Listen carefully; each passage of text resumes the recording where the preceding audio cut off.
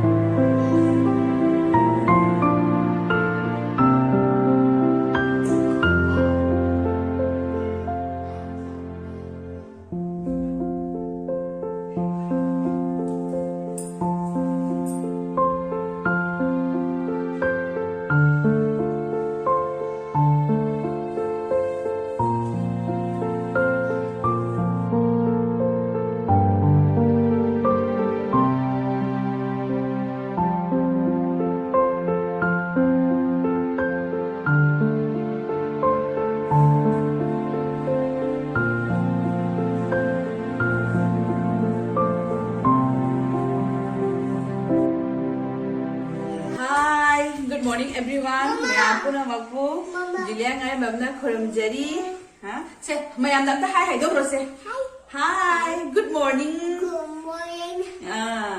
अदो मैं आप नसी से अयुकी लाइ थांबा लोइरे लाइ थां लोइना हुजी चाकुम चंगे बको किचन चंगे अदो कतो गे नसी की मथे ना साइड एना अयुक्ता आइडी के तो लोरगा लुजल लोरगा ने दम पचे सिने सेमदो मे बको अदो लोगा ए लाइ थांदो ए अदो गिदी हौजी कतो रगे लाइ थांबेगी कनो दोसु लाइ मते मा थांबे दोसु तुम कितु चरके अदो मैम सिगा लेरे एना नसीगी तौगदबा मथेन सिंगसे अदो मैम दु उचरके को नसी के तौदे ने नसी से चाबेगी मुबांगी वीडियो मते अमसु आई दum तौजरके चाबेगी सुसु खितन हचरके को अदो मैम जेमिनसी नसीगी तौगदबा मथेन सिंगसे सिगा लेरे इन उचरके मैम दा मैम से सेना खामेन से इन थुम तोला थनममे हाइदी बोरा होबगी ने ना खामेन बोरा मा तौरगे सिगिदी अखाबा मंगौरगे सेना सिंजुगी मना मसिंग के तौरगा अइना सोया थमे होए मिमी खरा हपसलगा सिंजु तौरनी अदिगी सिगना अइदुम वेजिटेबल खरा ने ngौरगे असिगना अइना हवाई से तिंसलमे असे सगोल हवाई ने बा अखोगी केनो सगोल हवाई दुनी मकु अमो याउदबी रेडीमेड तो अदा सगुलाई से तिंसलमे सिगा सगुलाई उटी म तौरगे अदोनी सिगा जेनम ने अदिगी ऑफ अदिगम खरा सोय लेरे आई सिंगी तौद्री तदि मैम नसीगी थोंगदबा मथेन सिंजे सिगा लेजरे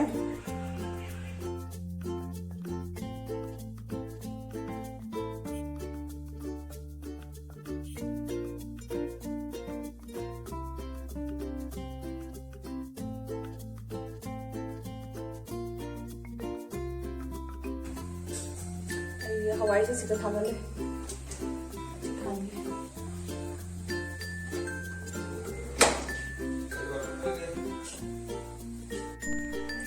मोरोक तंगाई थादा हरे अभी से हरीबोक से थादा रगे अभी जन्म अहिंबा नाकुपी कोई जन्म हाय ना हाय बुको से हांगो थोंगे कहीं नाइडी उठी से अपनी की थाव तो सोख तो बड़ो ये बासी की से ना ने सगुला वाली से तुम कहना तो रगा सोख तो उधर भी तो थोंग दो ही नहीं अगले ये खान सारे आओ बंगो लगे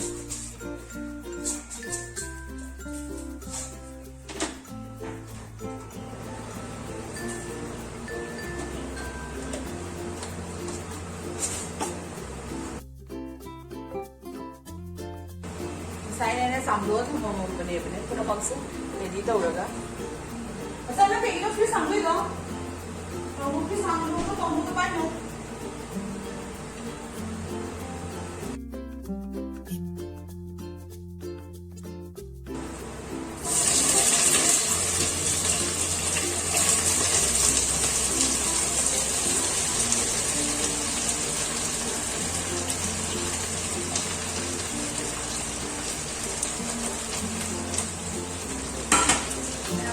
तो बस दूध उठे रखे वो बस तुम उखले ये उठी खागले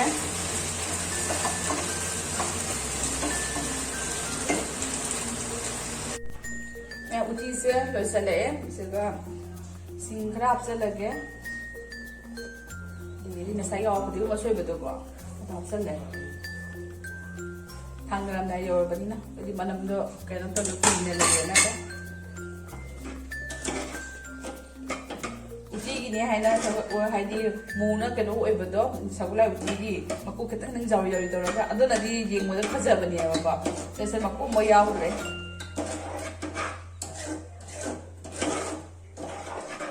टाइम तो सखरे नन चिनी से जन दौरे ओ बुझले चले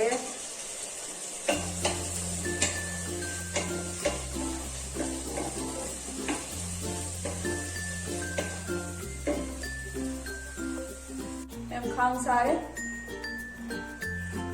खाप सारा वो सारे नहीं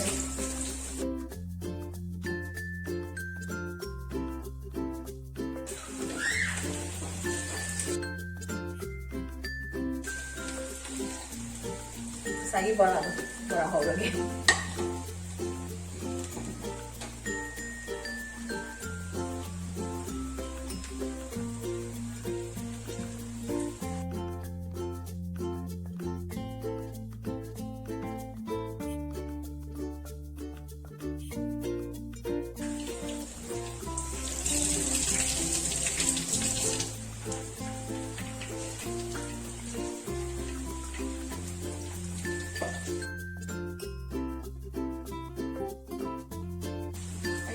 Kabi ko ba siya ko?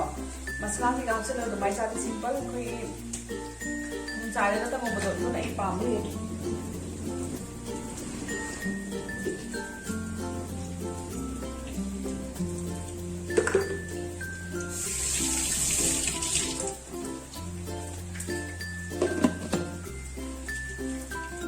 Mẹ ấy gì mà thêm chúng ta thùng bớt lùi đẹp có chỉ cái này akha bangoba sigana borado juga sinjugi do pura moksha macam se asigi mimi paket ini kan se hapsan lagan ya taurani asigana kana lai re hai angoba do ko angoba lai re asigana aina uti thong bodo suga lai re ani meyam nasigi taujaba mathen ji se khami ase matungda mp exam bi mu uchara ge kharan ko meyam da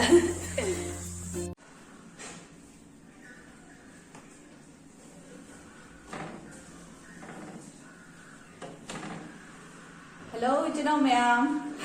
Nasi ngasai ina thongjarpa di mathen thingda siga leijare. Ado huji exam nama taurage bako. Asiga angoba leire, siga kana khaba ngoba, siga na ina khamen brata boduko. Ade di sena uti thongba, ade di sena sinju lere. Now huji sajare ko. Do ma'am sa din wang do am nang hajaning ba. Ma'am ये video से वो लोग बहुत GeM view है बको अदो ma'am like subscribe से तो बको भी नुआ बा साथ साथ ना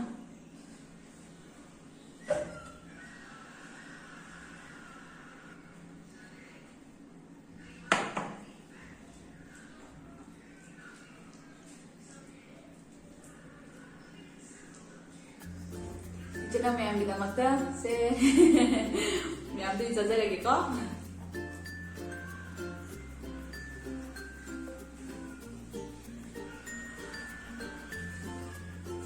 ꯃꯌꯥꯝꯒꯤ ꯊꯨꯝꯁꯦ ꯐꯖꯅ ꯍꯥꯎꯔꯦ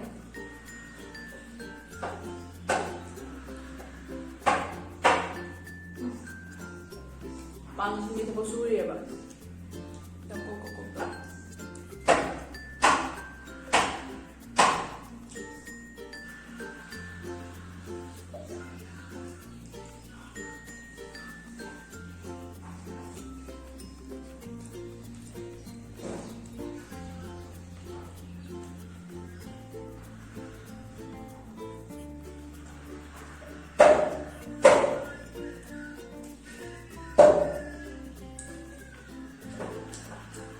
yum hauni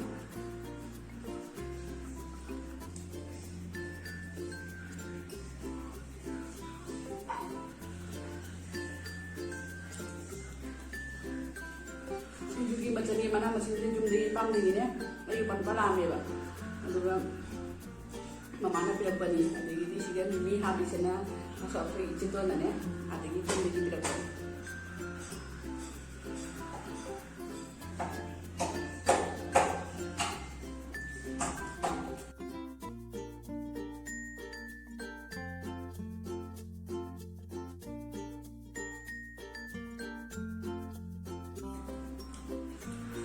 Mana beri daun mau banyak? Ini yang paham ya benar.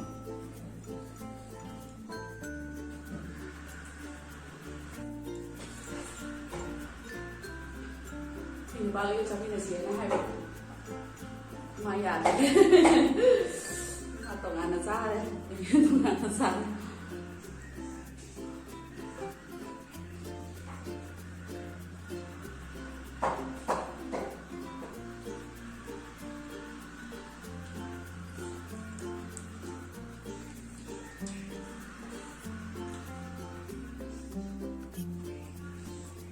Kalau kami ngomong itu sehari capnya yang hal, saya kan mau ngomong berapa banyak, ini kan.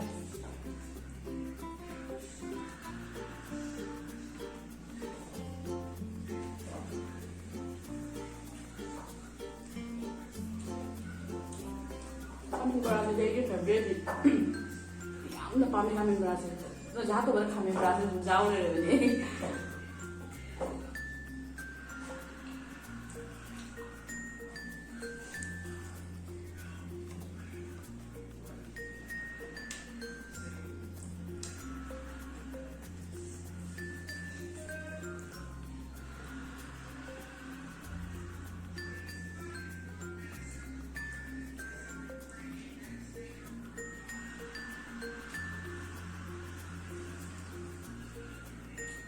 Ada pemecah jauhan.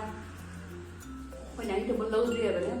Tahu dia berarti apa yang hari kata na, ay jumlah dia betul glass ini berapa. Do ungi kata na aku jumlah nutik leh berapa. Ada itu jalur hanya pada pi raga itu pata leh. Mereka macam dia berak dia berapa ni. Semuanya makan ada pemecah jauhan.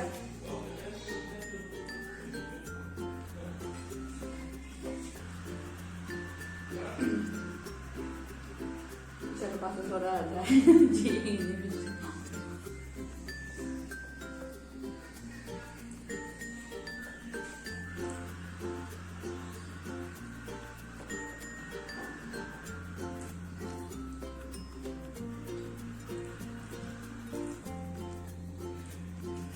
Zaman zaman jam tu kan, sana minggu sudah.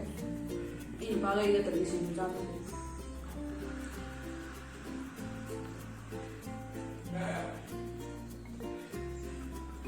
Yang mau hai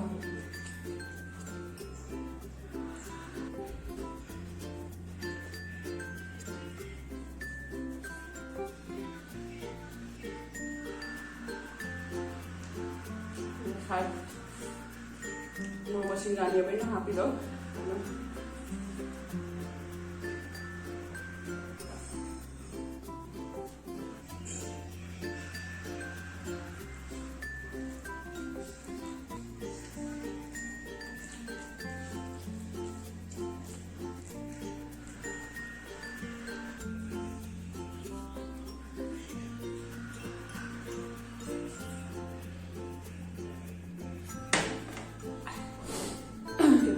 ꯍꯧꯖꯤꯛꯁꯨ ꯃꯣꯛ ꯁꯥꯕꯅ ꯁꯥꯕꯁꯨ ꯆꯥꯅꯤꯡꯉꯤ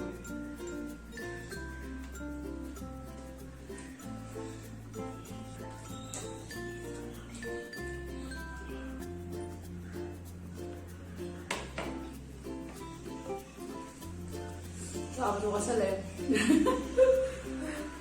그래서 몇 명 왔더래. 사업도.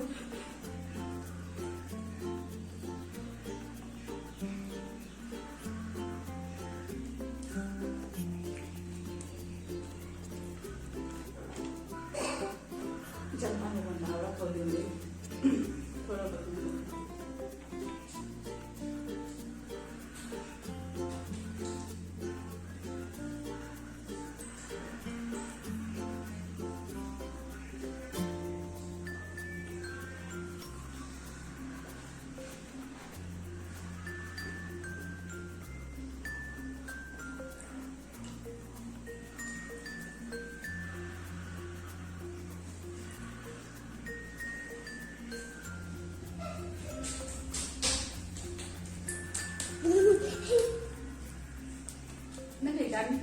Mimi, tada!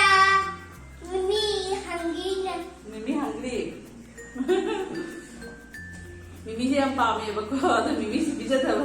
Tu Mimi sejujurnya Mimi awal tu Mimi hungry gaya pun. Ro.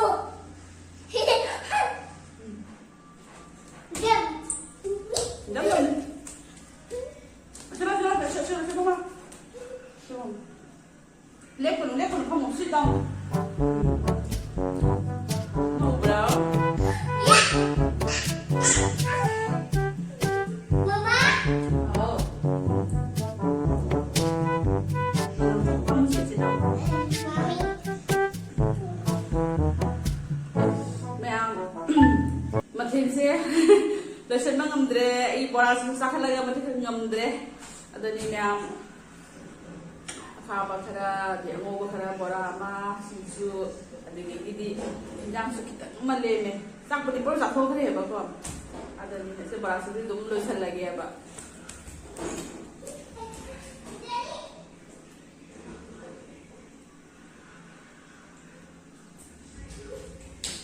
Dah, here mama.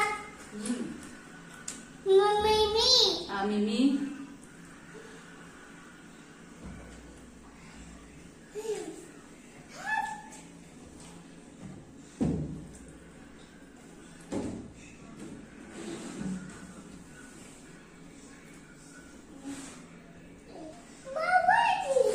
Ma'am sabar boleh kan ini hai tadi.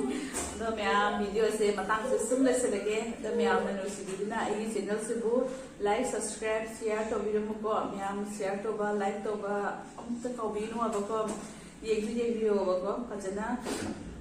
Dani ma'am na tum jaha kaminsa jaha to ni mo tum hai video ba ko ado I tum to se lagi. Doni se hai se lagi ma'am khundar ki nau ni ba kamu sinsu hai subscribe to se biram mo ba ko adoni ati di hai ni se ni do sabule jere mathin khetang gi lemza re do par masablo samang amdre ba to ni se hai bye